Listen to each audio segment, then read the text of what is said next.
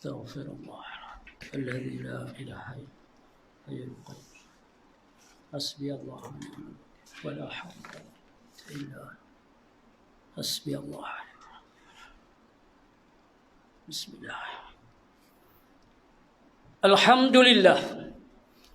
الحمد لله الذي أرسل رسوله بالهدى ودين الحق ليظهره على الدين كله ولو كره المشركون أشهد أن لا إله إلا الله وحده لا شريك له وأشهد أن محمدا عبده ورسوله والصلاة والسلام على أشرف الأنبياء والمرسلين وعلى آله وأصحابه أجمعين أما بعد فيا عباد الله اتقوا الله حق تقاته ولا تموتن إلا وأنتم مسلمون.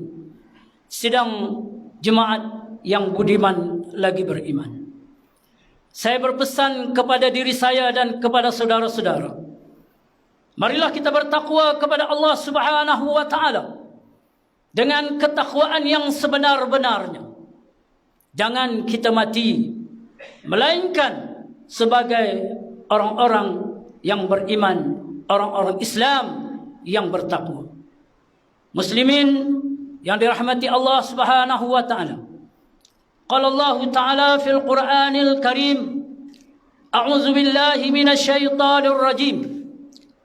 Wa lanabluwannakum bisyai'in minal khauf wal ju' wa naqsim minal amwali wal anfus wath thamarat wa basyiris sabirin. Surah Al-Baqarah ayat 155 yang bermaksud,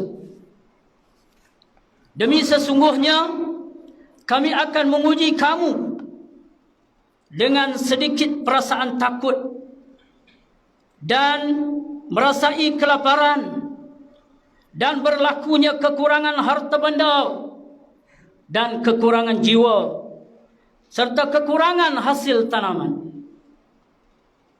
Dan berilah kabar gembira kepada orang-orang yang bersabar. Innallaha ma'as sabirin. Sesungguhnya Allah bersama dengan orang-orang yang sabar.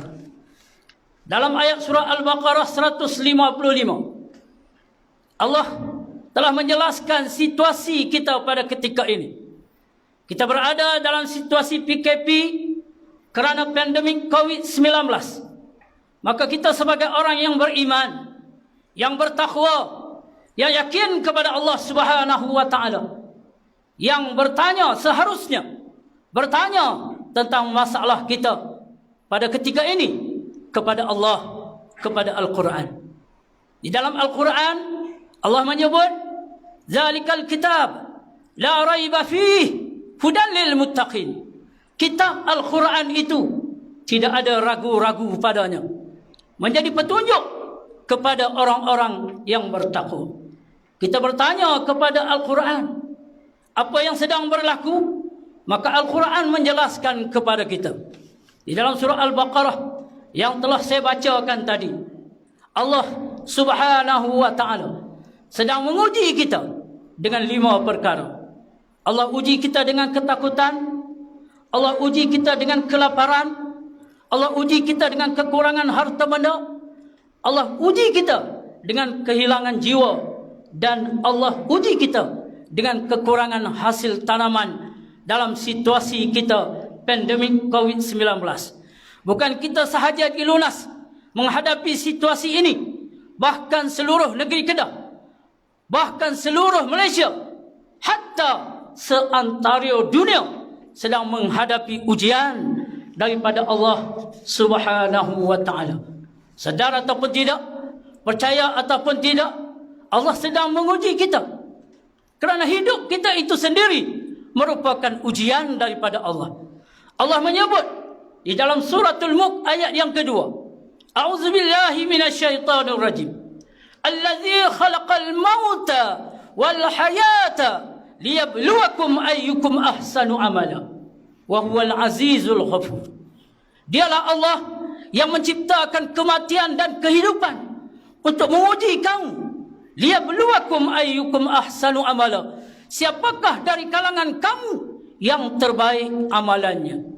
Maka Allah sedang memilih kita. Dan orang yang terbaik amalannya ialah mukhlisina lahuddin, yang ikhlas dalam hidupnya beragama dengan agama Islam, dan orang yang terpilih yang Allah Ta'ala sebut orang-orang yang sabar.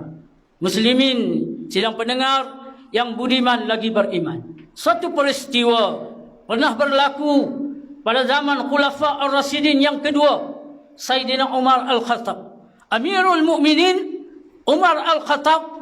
Pernah berlaku peristiwa wabak taun pada zaman Sayyidina Umar Al-Khattab, yaitu wabak taun berlaku di negeri Syam. Ramai para sahabat yang mati syahid, yang meninggal dunia kerana wabak taun. Satu ujian daripada Allah di negeri Syam. Maka Sayyidina Umar Al-Khattab telah melantik Amr bin Al-As menjadi wali kota ataupun gubernur Syam. Maka Sayyidina Umar Al-Khattab bercadang untuk melawat negeri Syam, untuk melihat keadaan wabak taun di negeri Syam. Tiba-tiba Sayyidina Umar Al-Khattab terdengar sabda Nabi SAW. Satu hadis yang diriwayatkan oleh Abdurrahman bin Auf yang berbunyi, "Idza kana bi ardin wa antum fiha fala takhruj firaran minhu, wa idza sami'tum bi ardin fala taqdumu alaih." Yang bermaksud, apabila kamu berada dalam negeri yang ada wabak taun ataupun yang ada wabak, jangan kamu keluar daripada negeri tersebut. Apabila kamu mendengar satu negeri yang berlaku wabak, jangan kamu masuk ke negeri itu. Ini suatu arahan, suatu hadis yang disebut oleh Rasul sallallahu alaihi wasallam. Maka seperti yang saya sebut tadi, Khalifah Umar Al-Khattab telah melantik Gubernur Amr bin Al-As. Maka dengan kebijaksanaan gubernur, dengan kebijaksanaan Amr bin Al-As, telah melakukan beberapa perintah kawalan pergerakan. Berapa ramai beliau telah mengadakan penempatan yang terhad. Ada yang ditahan di kampung-kampung tak boleh keluar. Ada yang dikuarantin di setengah tempat. Dan ada yang dihalang daripada keluar negeri dengan pelbagai larangan. Berkat kesabaran umat pada ketika itu di negeri Syam, berkat kesabaran mereka, maka Allah Subhanahu wa ta'ala telah mengangkat wabak taun dan mereka hidup dalam keadaan aman sejahtera kembali. Muslimin sidang pendengar yang dirahmati Allah, wabak taun pernah berlaku di negeri Syam. Maka ini adalah petunjuk daripada Allah kepada kita. Inilah iktibar dan pengajaran yang telah ditunjukkan oleh Allah Subhanahu wa ta'ala kepada kita. Inilah warisan syariat Allah yang telah ditunjukkan kepada kita. Tetapi kita umat Islam lupa dan buta dengan sejarah kita. Sepatutnya kita kembali kepada Islam. Fa in tanaza'tum fi syai'in farudduhu ila Allah. Apabila kamu bertelingkah, ada masalah, maka kembalilah kepada Islam. Islam sudah memberikan penjelasan. Islam telah menjelaskan bahawa peristiwa ini pernah berlaku. Ati'ullah wa ati'ur Rasul. Taatlah kepada Allah dan taatlah kepada Rasul. Wa ulil amri minkum. Taatlah kepada pemerintah kamu dalam melaksanakan apa saja kebaikan dan kemaslahatan ummah. Kita ambil iktibar daripada wabak taun yang berlaku di Syam ini, agar kita juga menjadi insan-insan yang bersabar dengan ujian ketakutan, yang bersabar dengan ujian kematian saudara-saudara kita, yang bersabar dengan kekurangan harta benda, hilang pekerjaan dan sebagainya. Kita banyakkanlah mengadu, merayu dan berdoa kepada Allah. Wa qala rabbukum ud'uni astajib lakum. Maka kata Allah, berdoalah kepada aku, nescaya aku perkenankan kamu. Kita diuji dengan ketakutan. Kita bukan takut kepada hantu dan jemalang. Kalau kita takut kepada hantu dan jemalang, kita akan menjauhkan diri daripada hantu dan jemalang. Tetapi ujian yang menjadikan kita takut dengan ujian yang disediakan oleh Allah Subhanahu wa taala akan menjadikan kita insan yang semakin dekat dengan Allah, yang semakin sedar bahawa Allah, innallaha ala kulli syai'in qadir, Allah yang berkuasa atas segala sesuatu. Mau mati akan mati, tak mau mati akan mati. Kullu nafsin za'iqatul maut. Setiap yang bernyawa itu pasti akan merasai mati. Tetapi kematian itu bukan milik kita. Kematian itu ditentukan oleh Allah Subhanahu wa taala. Sama ada kita kena COVID ataupun tak kena COVID, sama ada kita duduk di luar, di rumah, di masjid atau di mana-mana sahaja, kematian akan ditentukan oleh Allah Subhanahu wa taala. Yang perlu kita buat, sediakan bekalan untuk kita menghadapi perjalanan kita yang masih panjang, iaitulah alam barzakh dan alam akhirat. Kesimpulan daripada khutbah saya, hidup ini adalah ujian daripada Allah Subhanahu wa taala untuk nak pilih kita sama ada kita ke syurga atau ke neraka. Untuk pilih kita sama ada kita jadi orang yang sabar ataupun orang yang tidak sabar. Yang keduanya, bersabarlah dengan ujian Allah